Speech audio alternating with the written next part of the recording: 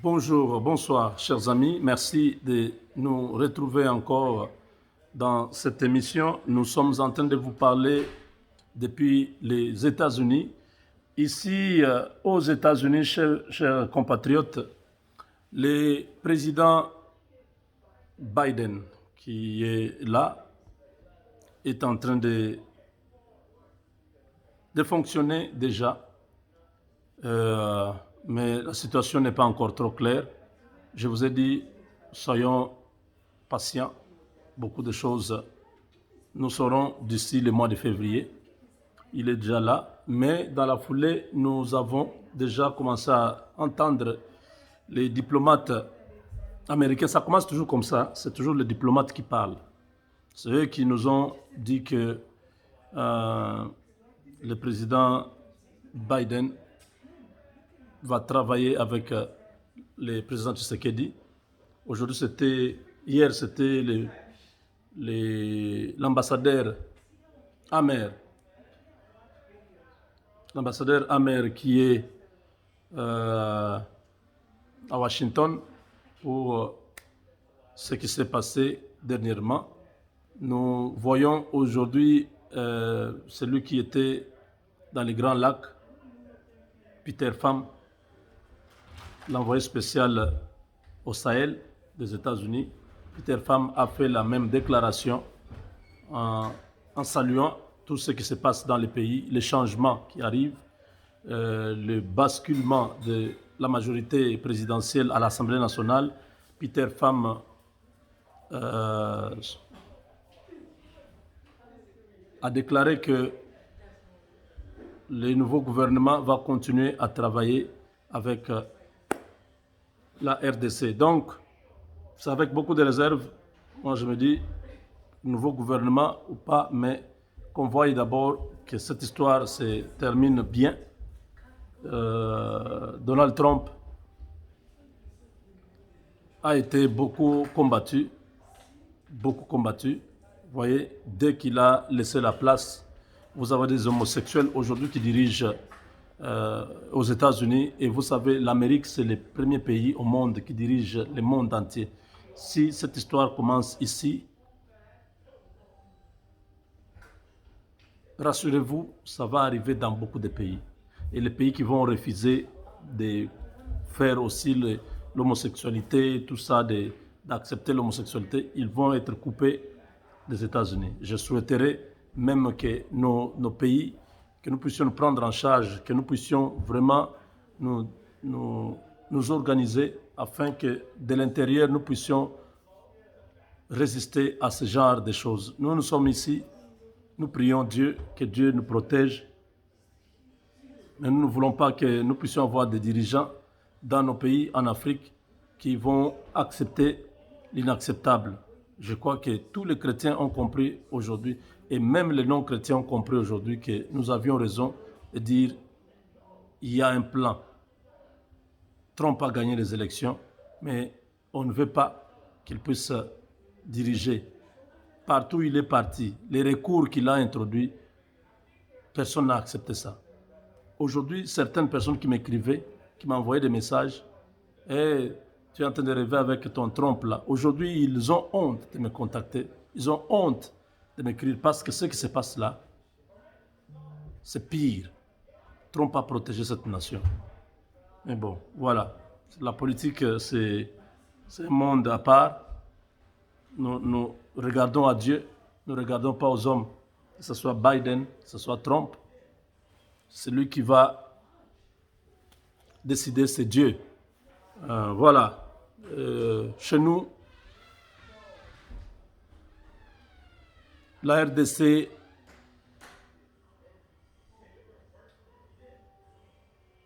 connaît beaucoup de problèmes de mégestion, beaucoup de problèmes de corruption, de détournement.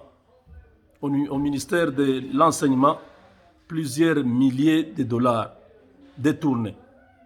Le ministre Bakonga Willy est interdit, il ne peut pas sortir de Kinshasa. Ça, c'est l'inspecteur général des finances qui a donné cet ordre. Willy Bakonga ne peut pas bouger de Kinshasa. Deux de ses collaborateurs, l'inspecteur général de l'enseignement et donc le directeur, je crois, le directeur de Secopé. Et donc, bref, il y a deux hauts responsables de l'enseignement primaire et secondaire au Congo qui sont aux arrêts. Ils sont en train de négocier pour payer l'argent qu'ils ont détourné et qu'ils soient libérés. C'est une mafia. Quand vous voyez l'Église catholique faire des problèmes à Tshisekedi, c'est parce que là-dedans, il y avait à boire et à manger. Aujourd'hui, que Tshisekedi met la gratuité de l'enseignement, c'est beaucoup d'opérations qui sont en difficulté. C'est beaucoup de gens qui ne se retrouvent pas. On parle d'à peu près 20 000 écoles agréées, mais qui n'existent pas physiquement. Dans chaque école, on parle d'une trentaine d'enseignants. Quand vous prenez en moyenne 25 enseignants par école, multiplié par 20 000 écoles fictives, vous voyez quel est le nombre d'enseignants. Et à cela, vous ajoutez maintenant leur salaire. Si un minimum de $100 est donné à chacun, donc vous avez 25 enseignants par école, ça fait $2500. Et $2500, ça c'est un calcul simple, je ne dis pas que c'est comme ça. Je ne dis pas qu'il y a 25 enseignants. Moi, je prends une moyenne. D'après la source, on m'a dit c'est à peu près 30 enseignants par école, primaire et secondaire. Moi, je prends 25 fois $100. Ça me fait 2500 fois 20 000 écoles. C'est 50 millions de dollars détournés chaque mois si ces gens sont payés régulièrement.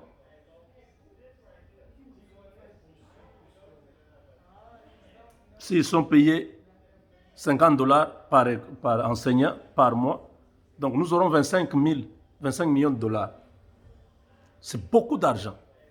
Donc l'église catholique, là, les Ambongo, ils gagnaient beaucoup d'argent quand les parents payaient pour les minervales de leurs enfants. C'est une mafia. Le pays était mort. Ce n'est pas seulement Kabila. Vous verrez, Kabila a ses propres dossiers qu'il est en train de... qu'il traîne. Il a ses propres casseroles qu'il est en train de traîner derrière lui, comme on le dit. Mais ce n'est pas seulement Kabila qui a détruit le pays.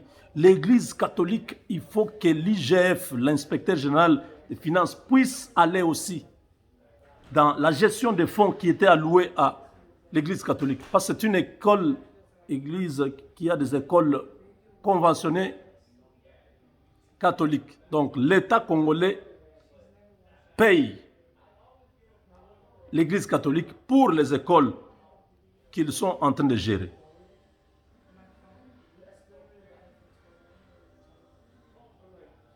Donc, quand vous allez dans les entreprises publiques, la même chose. Mégestion, vol, détournement, la corruption, c'est généralisé, c'est dans la société, c'est déjà dans l'ADN. Ma fille m'a dit, quand elle était à Kinshasa, partout, il faut passer, même un petit document, il faut corrompre. Ce qui fait que maintenant, notre pays est exposé à la maladie ici de Corona. Le Congo ne pouvait pas voir cette maladie-là. Si la maladie est entrée chez nous, et maintenant on recense beaucoup de cas de Corona à Kinshasa, pourquoi? Parce que les gens qui viennent de l'extérieur, qui ont la maladie, ne disent pas la vérité. Il sait qu'il est malade. Il vient à Kinshasa, il ne dit pas. À l'aéroport, il corrompt. On fait un test de façade. On dit qu'il est négatif. il entre avec la maladie. Et quand, au Congo, tellement la pauvreté, la souffrance, quand on apprend qu'il vient de l'extérieur, il vient du pays des États-Unis ou de l'Europe, tout le monde accourt vers la personne. C'est comme ça que la maladie de Corona entre à Kinshasa. Ce sont les gens qui viennent de l'extérieur, des États-Unis, de l'Europe, qui ont la maladie, qui courent à l'aéroport, qui ne disent pas la vérité, qui sont malades. Et au Congo, ici c'est normal. Vous faites les tests, il n'y a pas moyen de corrompre. On va vous dire vous êtes malade, vous ne voyagez pas. Parce qu'à l'aéroport, on vous demande ces documents-là. Vous montrez, vous êtes négatif, ok, bon voyage. Mais au Congo, ce n'est pas le cas. Au Congo, vous arrivez, vous êtes malade, on vous teste, vous êtes positif, vous regardez la personne, vous donnez $100. Il ferme les yeux, il vous laisse entrer avec la maladie. Et cette maladie-là, maintenant, ça va d'abord toucher à votre famille. Parce que ce sont les membres de famille qui seront les premiers à être avec vous. Et partout où vous allez passer, ce virus-là reste pendant plus de 5 heures dans l'espace. Là où la personne a éternué. Vous avez fait, tiens, l'éternuement là, ça reste, le virus reste dans l'air pendant près de 5 heures. Donc les personnes qui vont passer par là, ils vont avoir cette maladie-là. En France, il y a beaucoup de morts.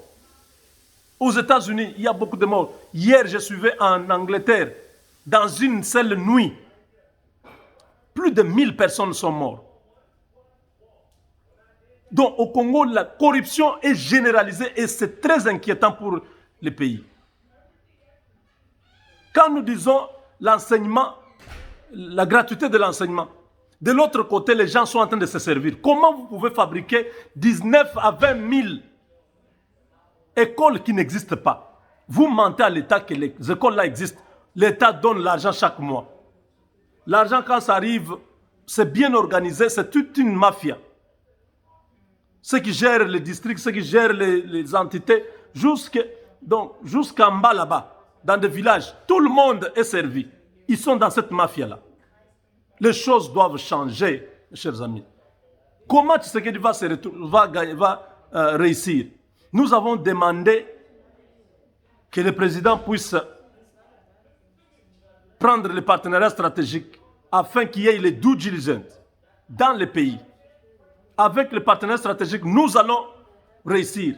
Parce que lorsqu'on va faire le due diligence, tout va être à nu et à découvert. Des grands cabinets d'audit au niveau international. L'IGF fait déjà un grand travail. J'ai vu dernièrement, ils ont encore engagé quelques inspecteurs de finances pour aller enquêter. Il faut maintenant que ces inspecteurs puissent être outillés. Ils travaillent encore de manière vraiment vulgaire, élémentaire. Ils n'ont pas... Vous savez, les voleurs, ils ont des capacités. Un voleur, c'est celui qui est intelligent. Ils ont la capacité de pouvoir cacher des données que même les inspecteurs des finances là n'auront pas la possibilité de voir. Il y a, surtout pour les entreprises qui sont déjà informatisées, ça sera difficile parce que les jeunes là qu'on est en train d'engager ont terminé à l'INIKIN, à l'ISC et tout ça, à l'INA, l'école de finances là, quelque chose comme ça. Ils n'ont pas eu l'occasion d'utiliser des logiciels de gestion dans leur cursus académique. Ils n'ont pas eu l'occasion. Nous connaissons le Congo. Nous ne sommes pas encore outillés. Nous ne sommes pas encore un pays numérisé. Nous ne sommes pas encore à l'âge du digital. Nous sommes encore en train de nous battre pour manger. Alors, s'ils n'ont pas eu ça, comment ils vont utiliser ça? S'ils n'ont pas même un recyclage, une formation, qu'aller ici aux États-Unis 3 mois, 6 mois, pour rentrer, aller essayer d'implémenter ça chez nous. Comment ils vont traquer ces gens? Ils font des histoires sur « Oh non, vous avez produit combien? Vous êtes obligé de payer autant. Combien vous avez payé? » Vous restez dans ce qui est formel. Or, en informatique, il y a beaucoup de choses qu'on peut cacher. On peut manipuler les données. On peut vous montrer des chiffres qui ne sont pas vrais. On peut vous dire, nous avons produit 50 tonnes. Or, ils ont produit 200 tonnes. Les 50 tonnes, c'est parce qu'ils ont corrompu un type à l'OFIDA qui a déclaré que c'était 50 tonnes, ce qui est sorti du pays. 50 tonnes. Vous acceptez ça. Vous ne saurez pas comment traquer ces gens-là. Il faut que l'État puisse mettre des moyens pour que nous puissions arriver au résultat vraiment. Mais c'est déjà encourageant. Hein, je ne dis pas que c'est pas quelque chose, c'est déjà quelque chose par rapport à ce que nous étions. Si l'IGF déjà peut dire à un ministre de ne pas quitter Kinshasa, si les gens comme Janine Mabunda ont fui l'IGF, Mabunda n'est pas malade, Mabunda a fui l'IGF. Parce que Mabunda, avant qu'elle tombe, on a vu les gens sortir des documents dans son bureau. Les fiches de paye des députés portaient disparu. Pourquoi? Parce que Mabunda savait qu'après elle, c'est le déluge. Il y aura les contrôles. On saura qu'elle a détourné l'argent des députés. Je ne sais pas si vous comprenez. Elle n'est pas malade là où elle est. Elle est en train de regarder la télé comme toi et moi. Mouyej n'est pas malade. Mouyej a fui parce qu'elle a entendu que la vice-gouverneur avait donné tous les détails.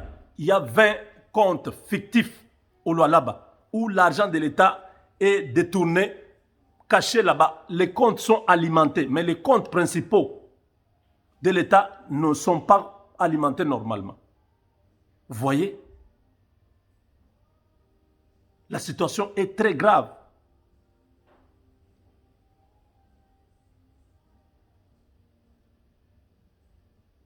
Nous devons rester tous derrière le président. Nous devons les soutenir. Nous devons faire en sorte que ces gens puissent totalement être anéantis. Nous devons refonder la nation. Le Congo mérite mieux que ce que nous sommes en train de vivre là.